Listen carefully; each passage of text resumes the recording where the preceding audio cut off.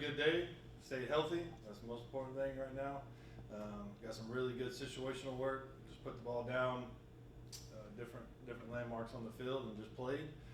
Ended with a end of half 2-minute drill. A couple goes at that. That was good. Had the Sunbelt refs out here, so that's always really good work to, you know, is that holding? Is that this? Is that this? Right? They call it out there live, so that was good to see. I thought we did some really good things on both sides of the ball. I think offensively we came out, pretty hot today and did some really good things. So that was good to see. So, questions? 2 weeks from today, you'll be kicking off the season. It's coming up real fast. How are the Bobcats ready? Is there anything in your mind you want to work on? I think we're ready, physically, mentally. Just not ready probably situationally yet. We still have to work a couple more situations these next 2 weeks, and not necessarily live, just those crazy situations that pop up every once in a while that you want to make sure you cover with your team before that game one. But doing some really good things on special teams today too. Put the kickers in some field goal situations, and so that was really good to see, and they did a good job. The substitutions always, when you're working 3 groups and somebody's down or somebody's forgets they're on the second field goal unit, all those kind of good things, working all those situations. So it was good. Out of those situations, what are the most important ones that y'all try to focus on? That's just really critical to the season. Yeah, for sure. The third downs in the red zone, that's what we work on the most.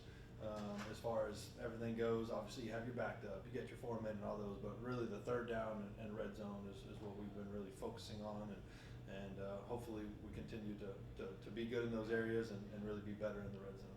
There was some buzz on social media about y'all having reportedly the heaviest offensive line in all of college football. How much does that matter? Is that just kind of coincidence, or was that like something you look for in your offensive linemen? We always try to get big offensive linemen. That's something that we've always, focused on, and we want to continue to develop those guys. And obviously, whether a guy needs to lose a little weight or a guy needs to beef up a little bit with youth and the, nutrition plan we have. But yeah, we like big offensive linemen for sure. That's something that's key to what we do offensively.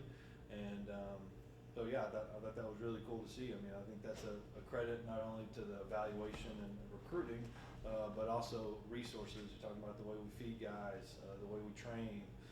So that was really good. When looking at that offensive line, just on y'all's rotation, just who do you like so far, and who do you think some players are really stepping up?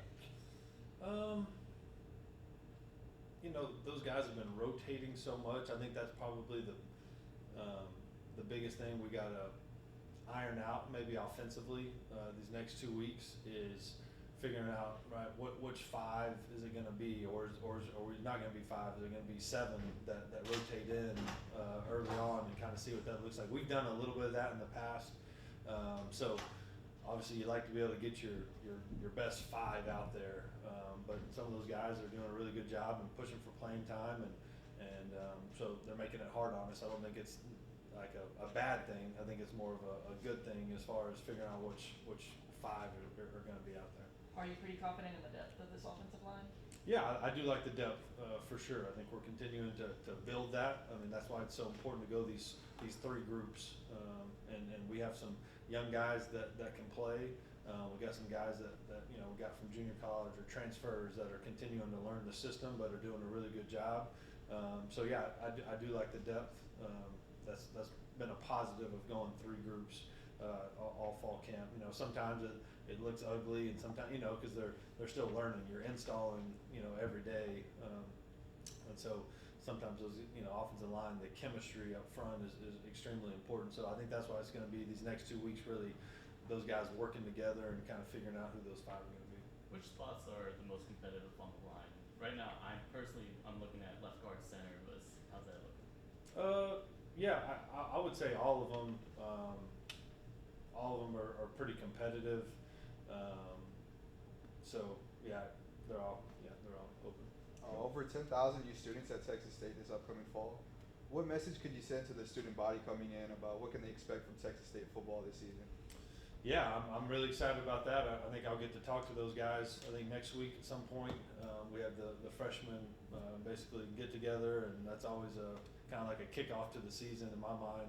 So that's always really fun, and just getting to talk to those guys and the importance of them being there and being early, and they make a huge difference. And I think just like, since we've been here, the exciting brand of football, offensively, defensively, and special teams, want to be explosive in all three areas, and give them something to cheer for, and that will continue. Quarterbacks. We know you're not going to name a starter yet, but when do you think you will want to name a starter? We've seen in years past you kind of wait till right before the season. Probably the same deal, or? Yeah, I don't know. We'll look at it. We'll talk about it. This weekend, and kind of see. It doesn't really do any. It probably puts us at a disadvantage to name someone just for Eastern Michigan to continue to work the different people. But I think it's one of those deals. We'll name it in a timely manner and figure out exactly what that looks like, and be able to talk to each guy and evaluate the film, and so I don't know exact timeline.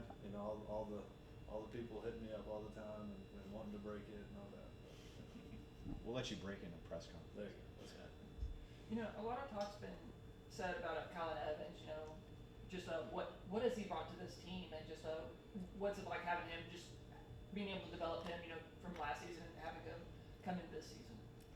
Yeah, he's just another one of those guys that he graduated early, and so he had that spring, he had all fall, he had this spring, summer, fall. So it's like he's been here for a while compared to the rest of the roster.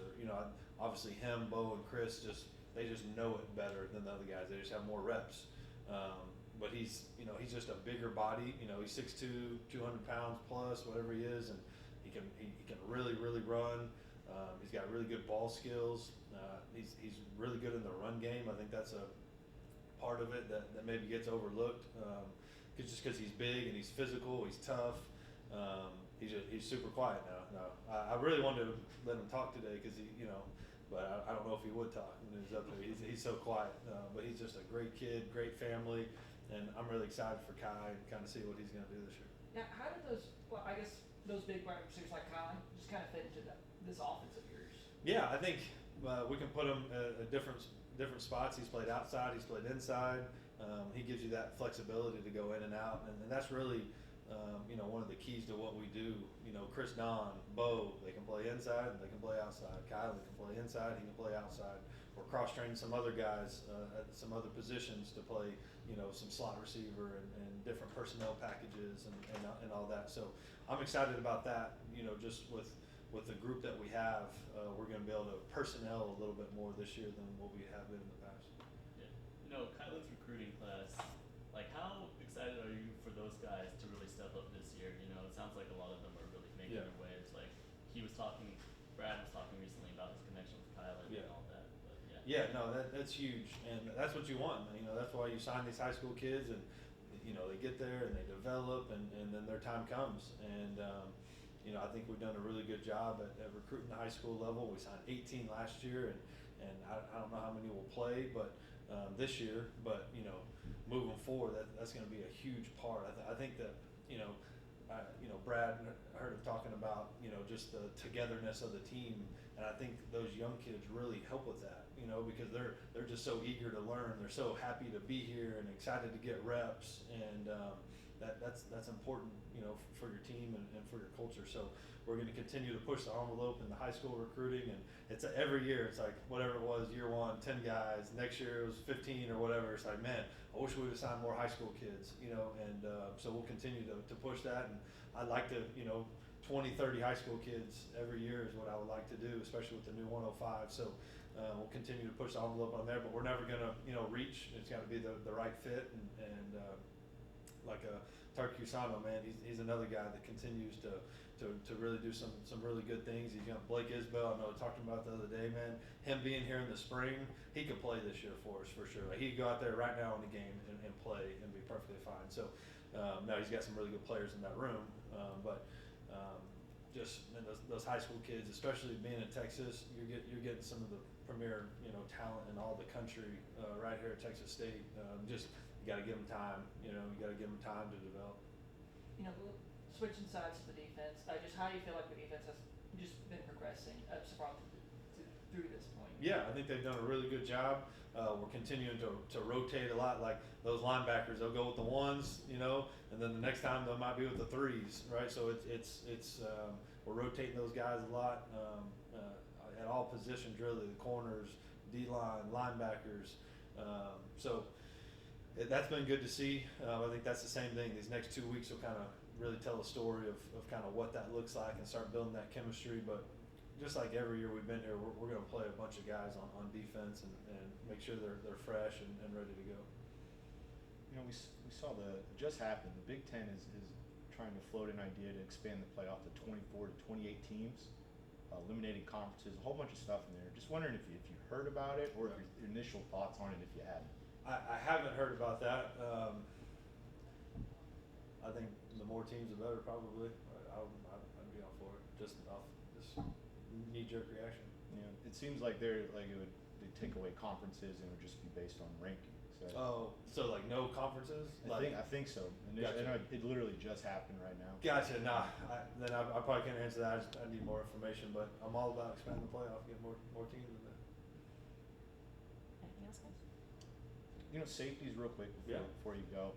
You're talking about how they're pretty important, like quarterbacks in this defense. For sure. We've seen from Ryan Nolan, we've seen Darius Jackson out there, Yeah. Bobby Crosby, Yeah. just some of the guys that are really separating and being the quarterbacks of the defense. I would say those three. You know, those three guys have really stepped up, and James Minot's another guy that's done well in camp. Chase Davis is a guy that continues to get better. So we got some young kids in there. Jaden Bradley's another guy, young kid that's working some safety and doing some really good things. Same thing out, you know, whether he'll play this year or not is still undecided, but got a good group in there, just a smart, veteran, gritty group, just guys that played a bunch of football, so that's always good to see.